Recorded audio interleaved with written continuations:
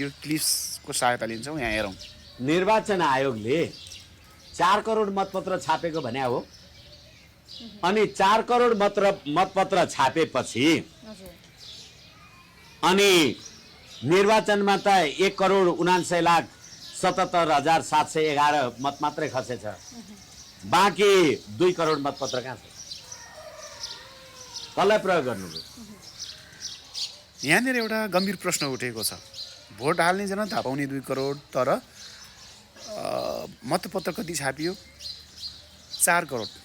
अब लगभग 2 करोड त परेकोमा आयो भनौँ।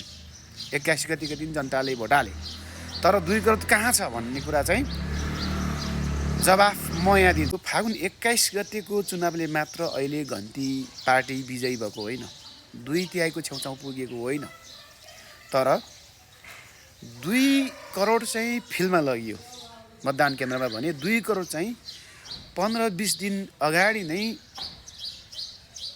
भोट हानेर प्याक गरेर राखियो, साट्नको लागि, डिब्बा चेन्ज गर्नको लागि भनेर। त पूर्व तयारी हो नि त, यसलाई भन्छ पर्फेक्ट प्रिपरेसन भन्छ। यो चाहिँ ग्रान्ड डिजाइन थियो अहिले घन्टीलाई जिताउनको लागि। यसमा निर्वाचन आयोग, प्रशासन, स्वदेशी शक्ति, विदेशी सबै मिलेको। त्यसैले म क्रमशः भिडियोहरू बनाउने छु, तपाईँहरू हेर्दै जानु होला।